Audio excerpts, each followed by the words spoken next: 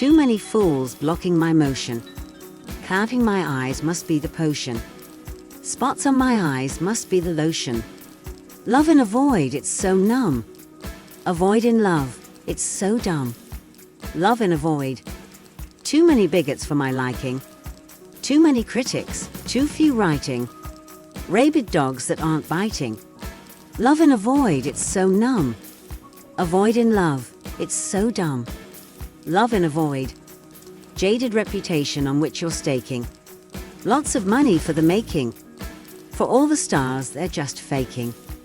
Love in a void, it's so numb. A void in love, it's so dumb. Love in a void.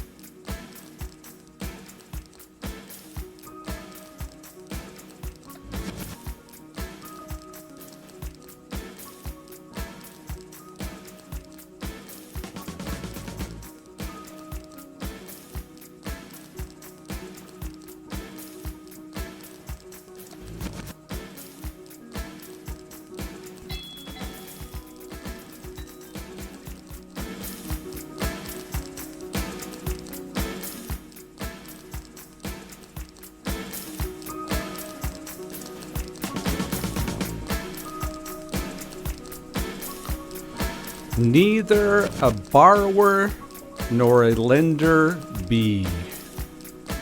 For loan oft loses both itself and friend. And borrowing dulls the edge of husbandry. This above all, to thine own self be true, and it must follow, as the night the day. Thou canst not then be false to any man. Farewell, my blessing season, this in thee. William Shakespeare. Hamlet. And this is Radio Tipping Point. And our show today is titled Condemned to Debt. In preparation for the show, which was a long time in the making.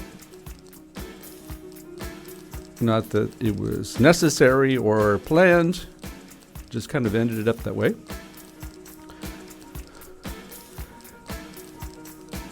Going through the archives, I've seen that there's all kinds of information that I collected. Too much that I could ever spend in this 57 minutes that we have together.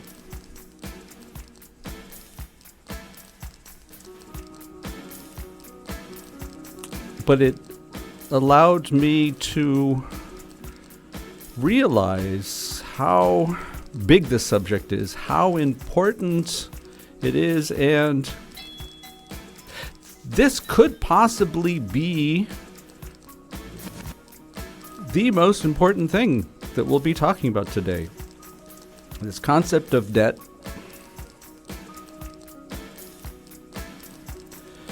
Which is the vehicle that we have used throughout the ages to keep the populace under control, and we'll talk a little bit about that today. But it's gone through various permutations, and that, my friends, would be where I would like to keep this conversation today. But let's first go back to a quote coming from Henry George, which had to have been one of the first social economists who claimed those who had a monopoly of the land would practically own those who had to use the land. And this is a quote that he put together in 1869. 1869.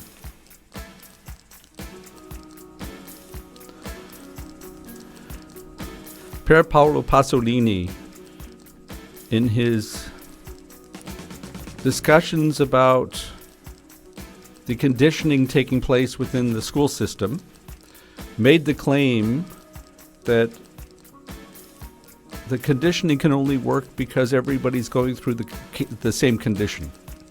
And his example was looking at the first day of school, that you are reminded who is rich and who is poor. And that determination didn't come from the sky. It's very often a historical process that you were born on the right side of the tracks.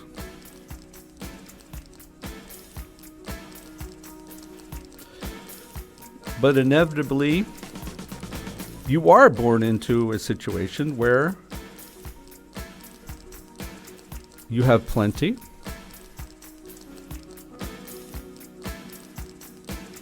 or perhaps you are born into that situation where the numbers are in the red from day one. So let's start our journey together in looking at those two scenarios. Start with the one with the silver spoon in his mouth, and I say his on purpose.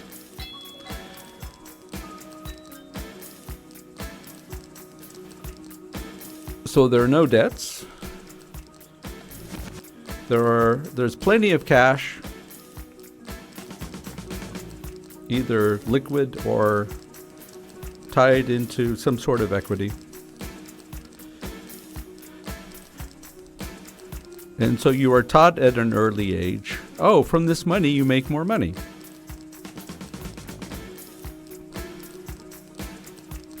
So either you take the time to look and see what investments would be the best,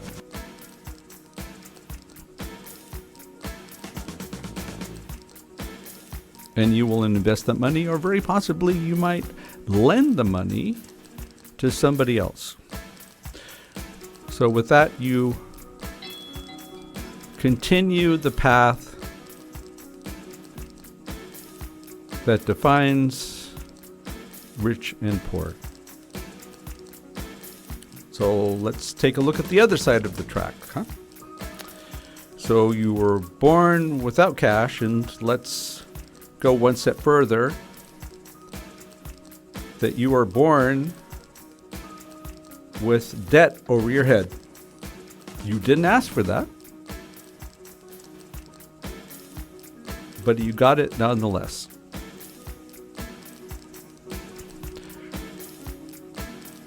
So that means from day one, you're already in the hole, right? You're in the hole.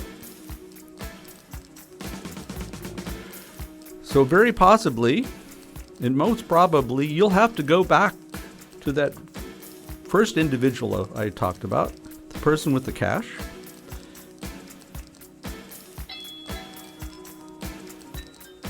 And just to survive, you will need to come up with some cash.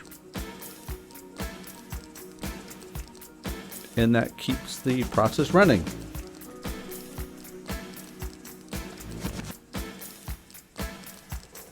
And as I mentioned, we have a very long history. In fact, if any of you are interested, there is an excellent book that I devoured not too long ago by the author David Graeber, and the book is titled Debt, the First 5,000 Years. And Graeber goes on to talk about the role that debt and in turn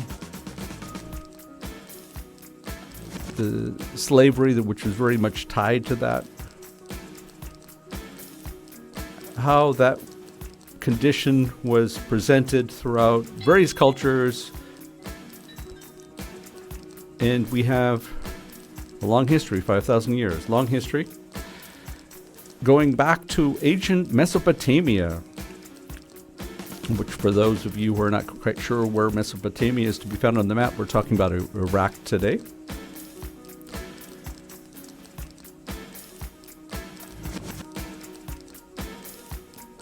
And even back then, debt played a very important role in establishing the social structures and the various mechanisms that defined how power is bestowed, how power is bequeathed, and how power is perpetuated. And it's all tied to this concept of inequality. We talk about democracy in Greece, going back to Aristotle, Plato.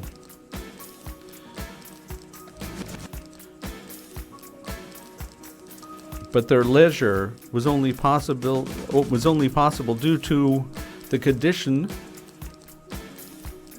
of slavery. And slavery took on different forms because women had no rights. They might not have been called slaves, but they were slaves. And then you had the slaves that were part of the bounty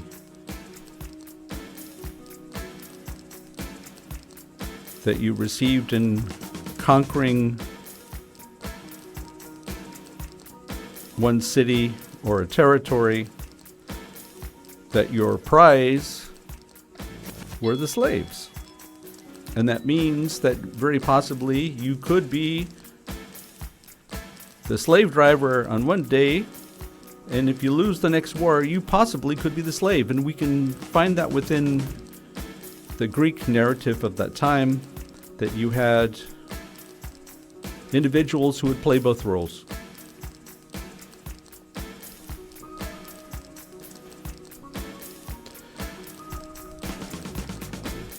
And then there was the Catholic Church,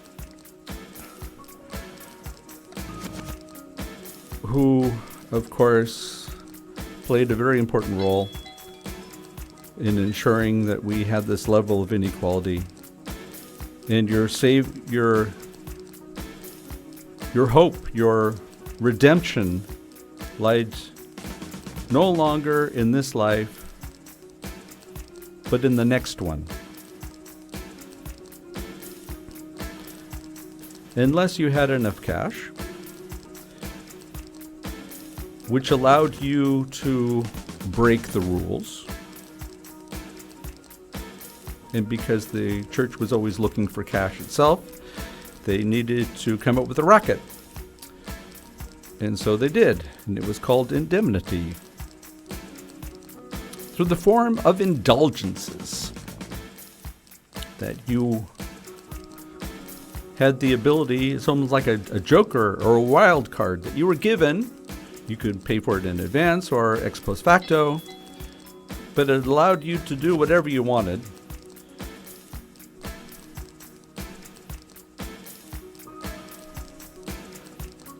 And with that, we continued the path of inequality of the slaveholders and the enslaved.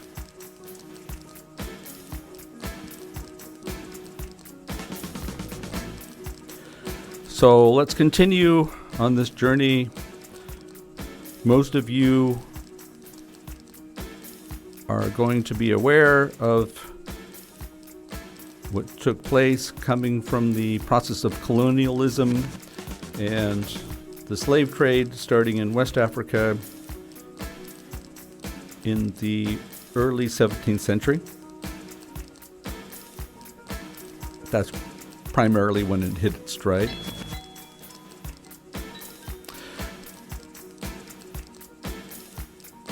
But what you might not know is that this was already at the end of the 18th century.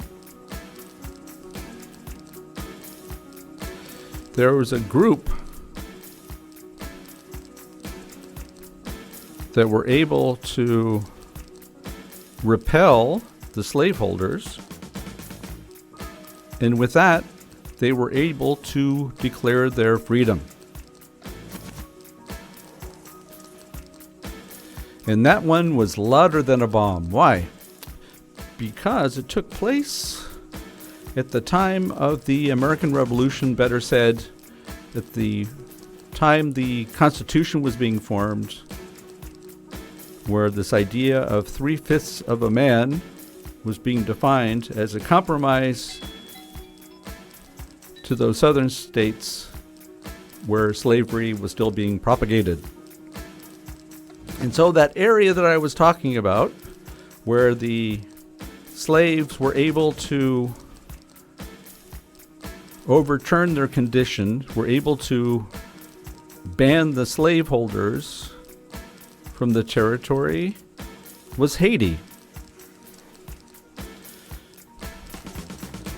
But the French had a way of continuing their plight, because the French made the claim that, okay, you have your freedom, quote unquote, but we will ensure that you are not free. And so how did they do that? They said that you owe us all kinds of money because the slaves were our assets, and the assets have been taken away from us. And so therefore you, yes, all of you, will have to pay forever and ever and ever.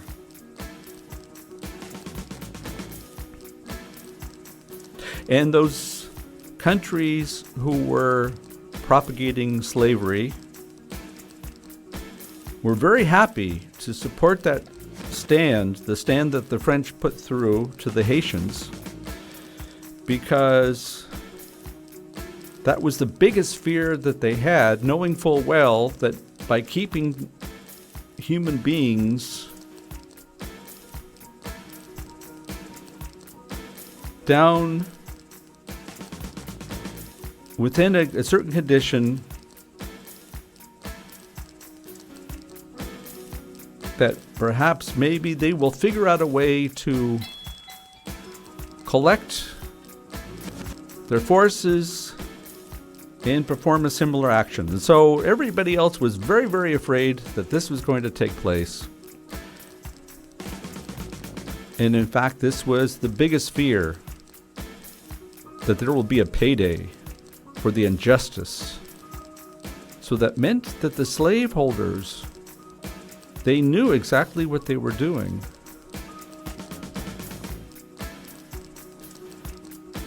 So righteousness didn't come into that equation. No righteousness for the slaveholders. But it was fear.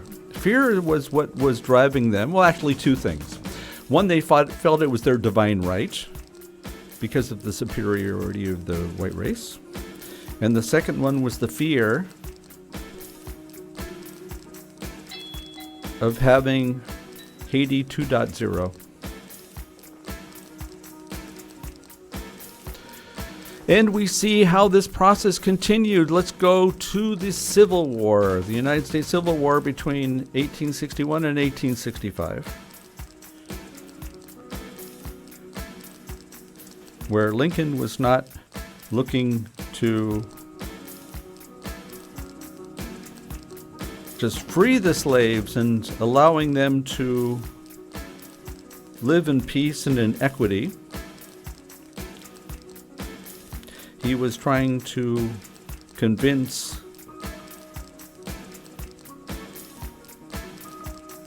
those spokespersons within the Afro-American community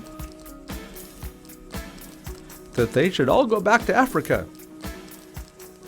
And then they posed a question to Lincoln. First of all, we didn't ask to come here. And secondly, We've been here longer than you have. And if you look at the stats, it's true.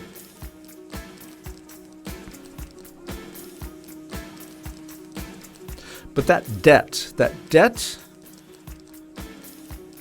that you had being born a slave,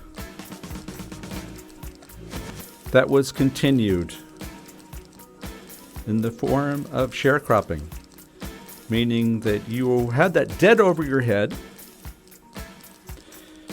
which meant that you had to figure out a way to pay the debt back. And the only way that you can pay that back was to work for the individual that was actually holding the debt. And so what they would do is say, good, okay, we pay you, but we do not give you money. No money.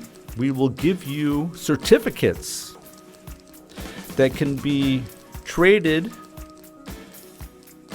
at our county store, where, of course, the prices were 3, 4, 5 times more than you would have to spend regardless, but you were trapped. And that meant that we had a system that continued, and there was no escape. So yes, they were no longer considered to be slaves, but they remained in slavery. They remained in slavery.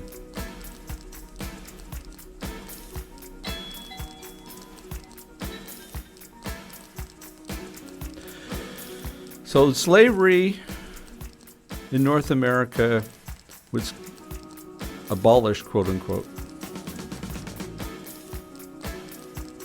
But we figured out ways to continue this process. And it was to be found within the form of colonization. And basically what the colonial powers did was they would move into an area and they would start creating some sort of infrastructure, quote unquote, for their own purposes.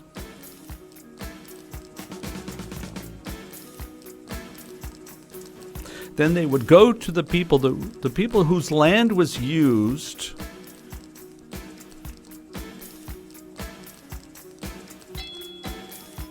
and then the colonial powers would say, hey, look what we did for you. That means you owe us this now. And it was not much different than the story that I just described tied to the sharecroppers. That the colonial powers figured out a way that it didn't matter what the colonies were doing as much as they were working, as much as they were toiling. Yes, that's what they were doing. They were toiling.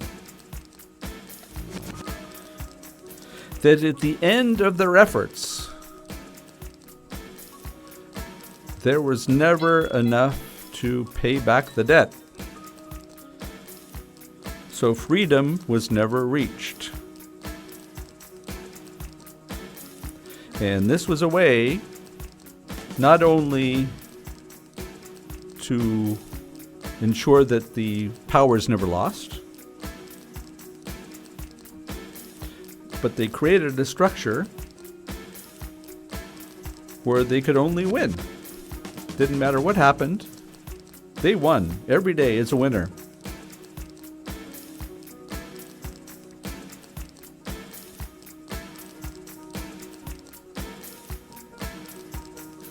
So did this narrative end when we officially ended colonialism?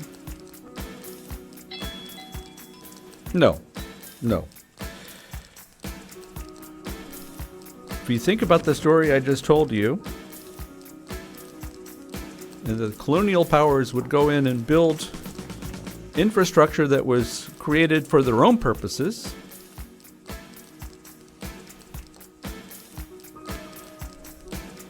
And that allowed for them to have a ready to go moneymaker. Then it might sound familiar to the story that we have today, where we give countries loans to pay for all these huge infrastructure projects.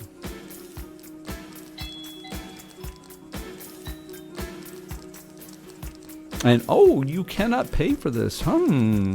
What are we going to do about that? Well, perhaps maybe we might confiscate some of this territory in whatever form it may be.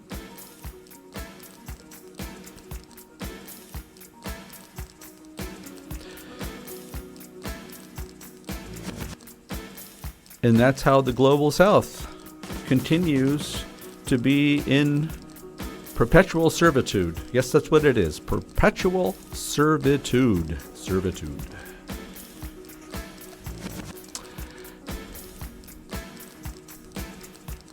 And speaking of servitude, for those of you who just joined our status of servitude, you are listening to Radio Tipping Point. My name is Mike Boyle, and our show today is titled Condemned to Debt. Condemned to Debt.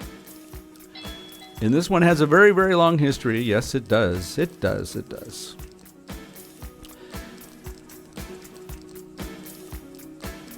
And we have created new forms for us to live within the system. And in all honesty, these ideas are not all that new, as you might have picked up on some of the stories that I've passed on to you so far. That you might see a commonality in the way that things are done today.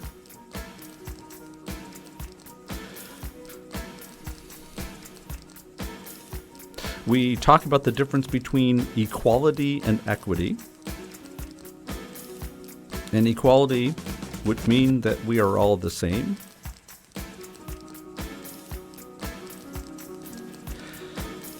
Which is thankfully not the case, and I mean this in a very positive way. For those of you who do follow the show, you will know that I think a lot about the subject of empowerment. And within that mindset, within an empowerment mindset, part of what we are recreating, or what we are finding once again, because we have this knowledge from day one, but we lose this knowledge for whatever reasons. We do not fit into the norm, and so we figure out ways to repress it. Those abilities are seen not to have any value, so they are negated. And we fall within the model that has been preordained, yes, preordained. And we forget that it was all much different from day one.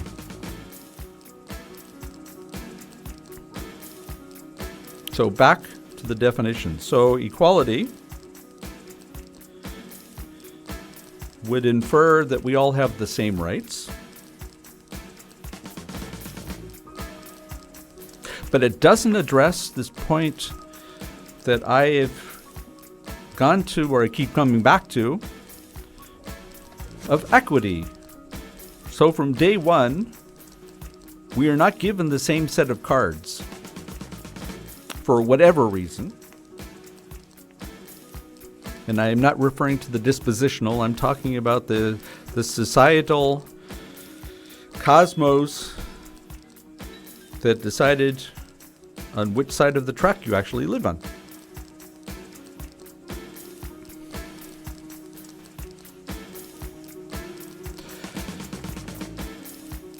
And all of this is a bit of a pendulum. We keep raising our glasses to celebrate those individuals, those one or two within the millions who were able to overcome, in spite of the lack of equity, they were still able to overcome whatever that condition might have been. And so we hold them in grand esteem, and we make the claim, yes, we make the claim, that everybody can do this.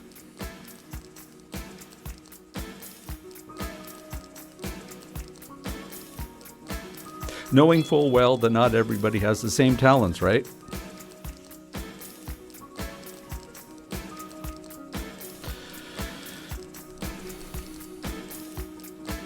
So we know as human beings that had we been given different cards, that we don't know how we would have actually managed the rest. And I say this very openly as being one that was privileged in so many different forms,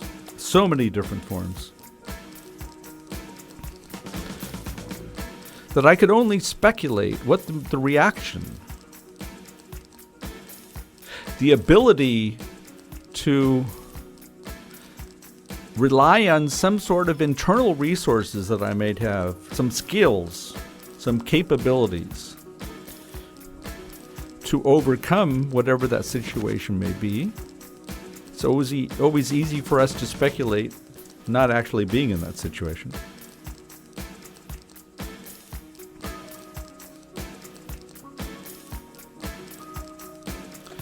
But we see how this condition is executed in different forms today. And so I'd like to talk about some of the forms that we have that perhaps might not necessarily be equated as being part of that modern day slavery.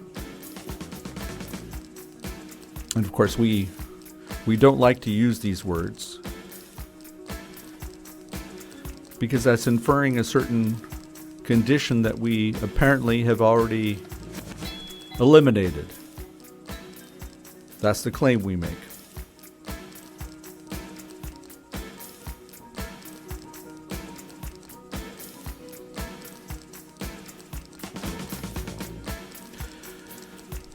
So we've eliminated debtor's prison, but we have come up with new ways to revitalize this concept. And let me go through some of the examples. So let's assume that you were born on the wrong side of the tracks, and you were born with that debt, and that debt could be symbolic. The debt could be tied to the education of your parents, the neighborhood that you live in. Obviously the race or the sex could also be a determinant here. So if we're talking about equity, if things were not equal, then you could look at that as being a form of debt. And that might be a good idea to keep that concept in mind while I attempt to go through this narrative. And if we look at the number of individuals who are incarcerated in the United States today, and if we were to perform a demographic exercise and figure out, so where do most of these people come from? Well, I think you already know what that answer is. And let's not even talk about the means by which they are put into that predicament, which are anything but equal.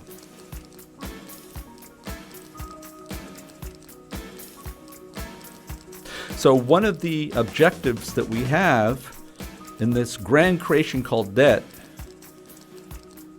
is to keep others docile. We want to keep them quiet. We want to keep them passive so that they do not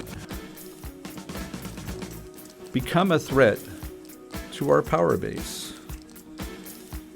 And if you think about the example I gave you earlier tied to what took place at the end of the 18th century in Haiti,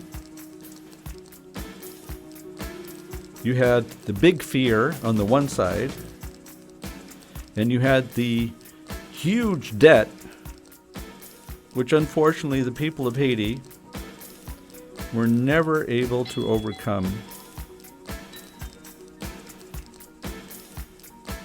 And that we're not able to own up to our collective responsibility vis-a-vis that of what took place over 200 years ago truly is beyond my comprehension.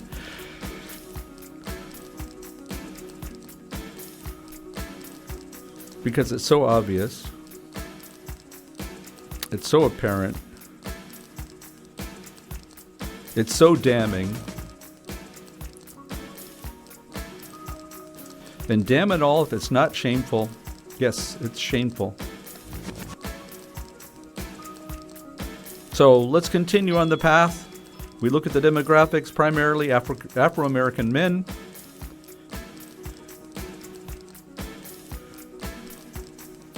Who are straddled with this debt in some fashion.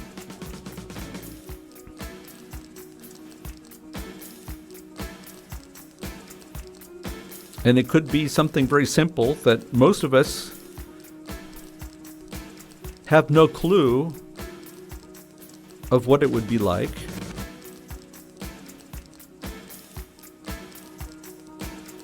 And that could either be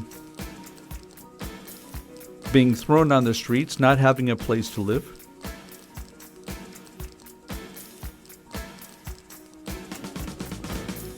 or not having enough to eat.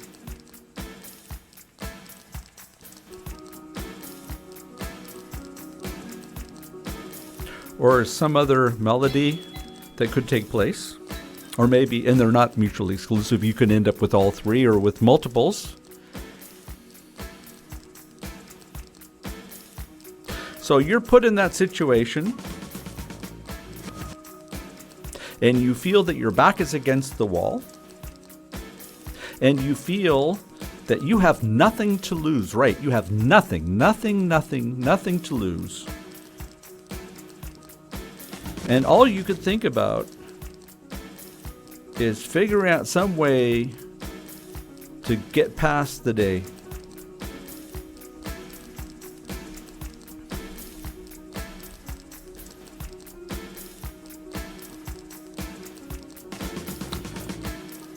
And if we look at the stress factor, just let's transport ourselves into the situation of an individual who doesn't have enough money and you have deadlines coming up, right? So you can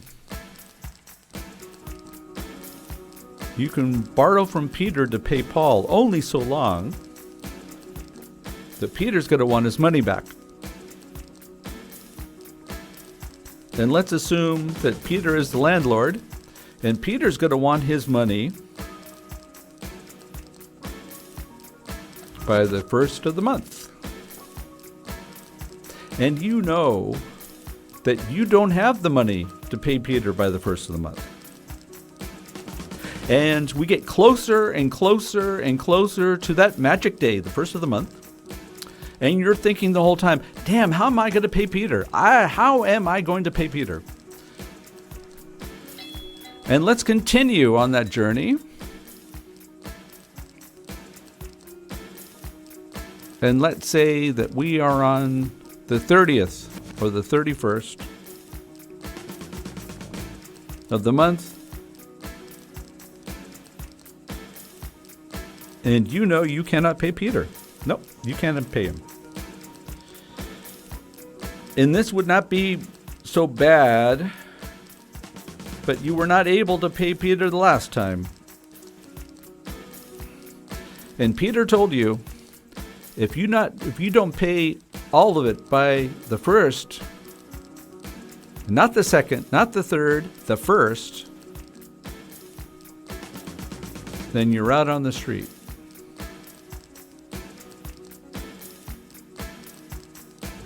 So what would you do? What would you do in that situation, huh? And this is really my point. If we're not in that situation, we can speculate what our reaction would be, but we really don't know.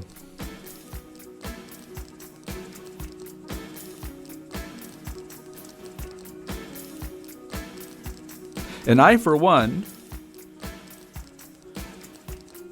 would like to think that I would come up with some sort of ingenious way to get Peter the money.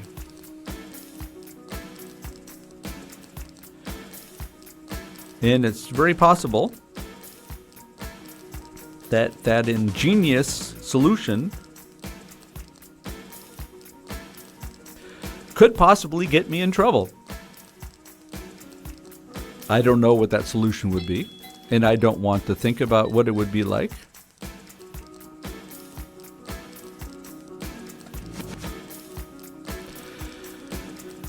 So, our solution to keep the others docile is to set a lesson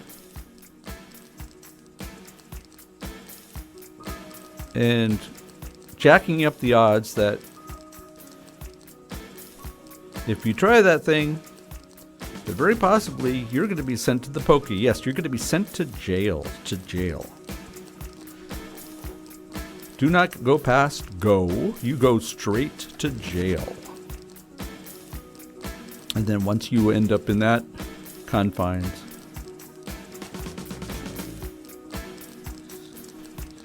looking at the question of debt, looking at the question of equality, looking at your fate,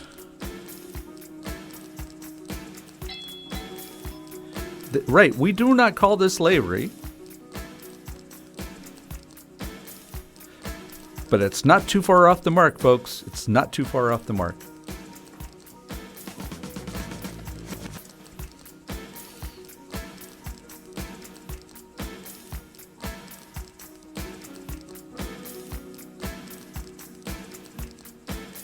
And this debt could have come through some sort of freak event, which is actually not that freaky. Freaky being out of the ordinary. Being afflicted with some sort of sickness. Let's call it a rare sickness. Let's call it a debilitating sickness. Let's call it a sickness that becomes all-consuming. And let's assume that it's not you who has the sickness, but there's somebody in your family that has that sickness. And you hold a certain level of responsibility. There are costs to be accrued, depending upon where you live, to cover the costs of that sickness. And let's face it, the sickness is debilitating and there is no cure. And that person passes away. But then you have the debt. Right, you have the debt.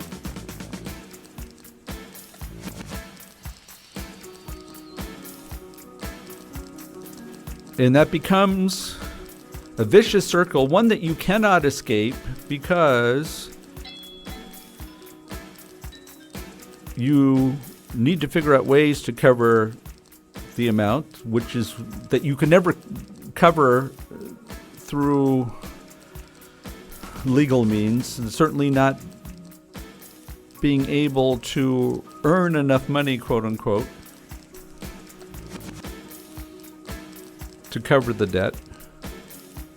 So we've created another model so that you stay perpetually in debt.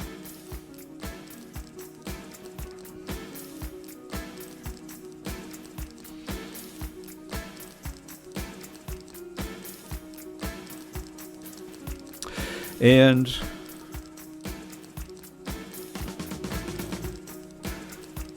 for some reason which totally escapes me, we have created a new form of the slavery. And thank goodness we are not confronted with this problem living here in Austria. But there are a number of countries, also within the EU, that have marched down this path.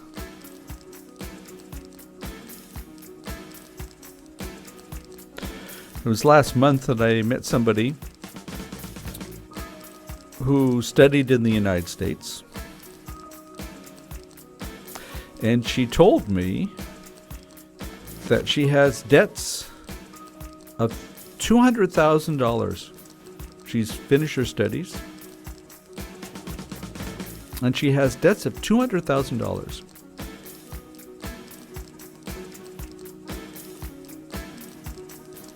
How is she ever going to pay that back?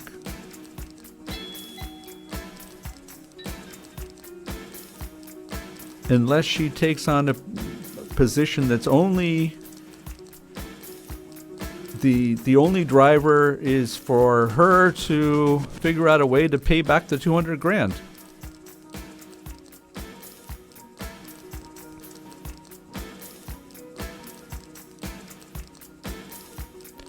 So either she figures out a way to get out of that debt through other means,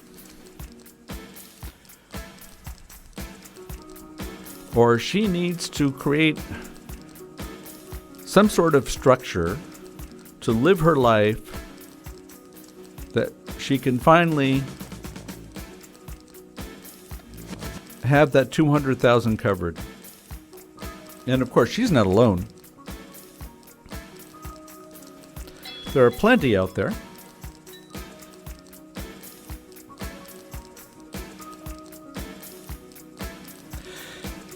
And one of the arguments that I've heard tied to this concept of student debt was, well, these individuals were privileged because they were able to go to university.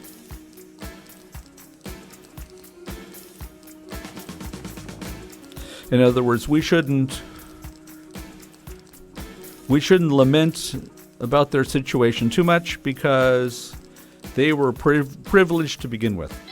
And I don't know about you, but I would not consider to have a debt of $200,000 to be a privilege.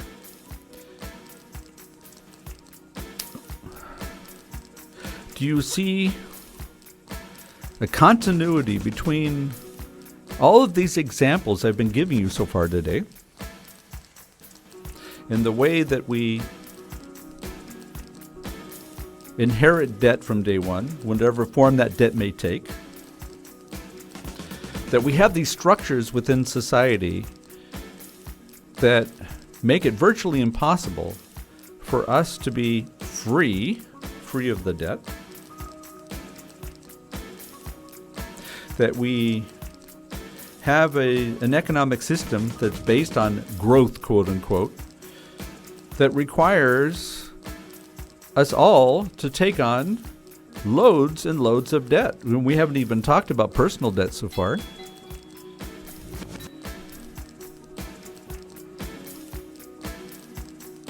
And there's no area that is spared of that personal debt. And I can come up with an interesting statistic, a very sobering statistic that I stumbled across in preparation for the show, that 80% of Indian rural households, peasants and non-peasants, are in debt. 80%.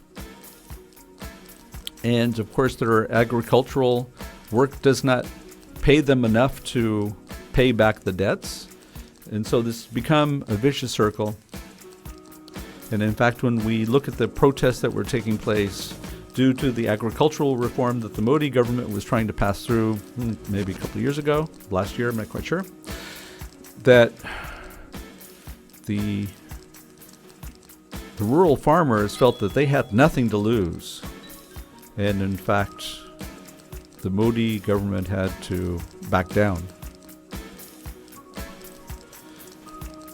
But the condition doesn't change. It only meant that we don't try to address the symptoms. We do not question the root cause. And we consider all this to be standard fare. Yes, that's the way that things are. It's the way that we expect them to be. And with that, it's all considered to be normal.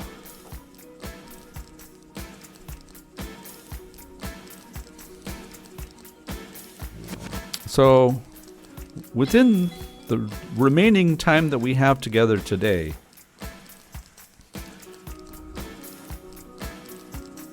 let's look and see whether we can come up with some new approaches, I don't know how new they are, that would allow us to make some real progress.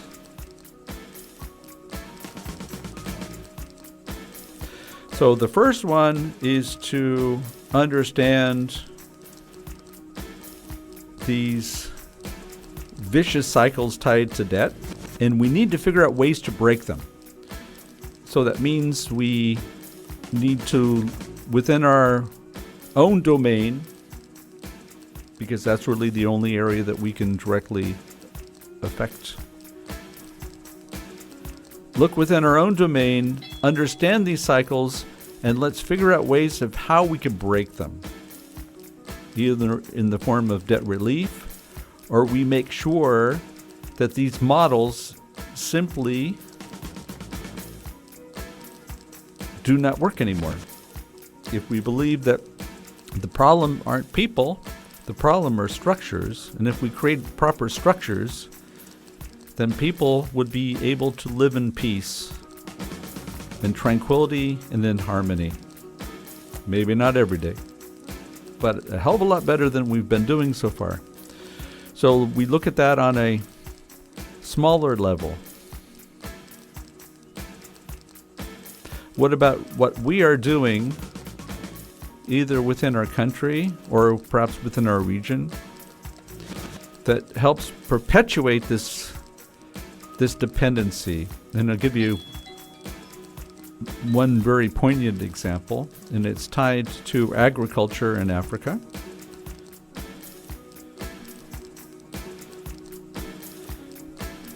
That the only way that they can grow, quote unquote, is to grow products that they would not eat themselves, but they were basically for our market.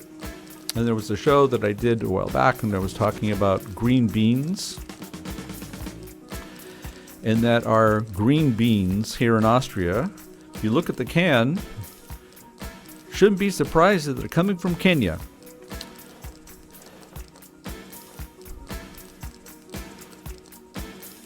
And because they have also been told that it needs to be bigger, the areas of agriculture need to be larger, because that's the only way that they can gain revenue is by coming out with cash crops they can export. So can we do something about that? Yes, we refuse to buy those things that are leaving individuals in the global south in that servitude. That's something we could do.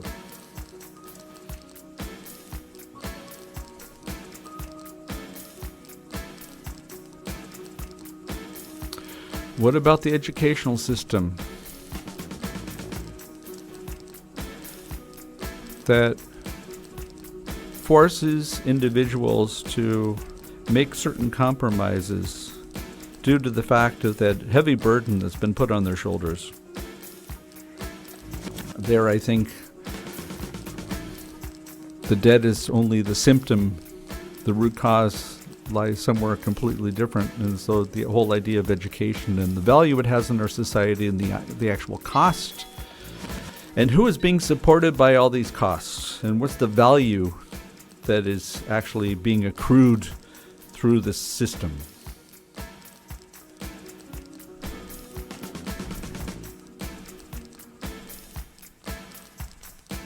But is knowledge something that we cannot share with each other?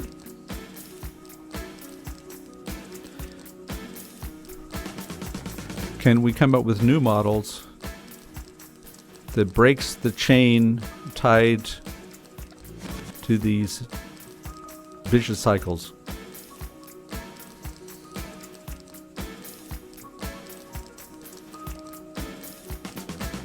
So there we are.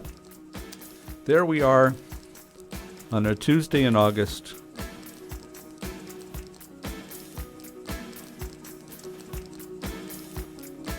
And I personally believe that this problem of debt, I was not aware of how this vehicle has been used throughout the ages, and through looking at how it was applied previously, understanding that the verbiage might be a little bit different, but the processes are pretty much the same.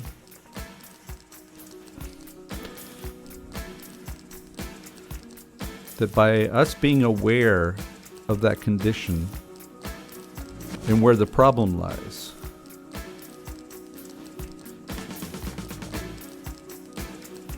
with us being able to come up with alternate ways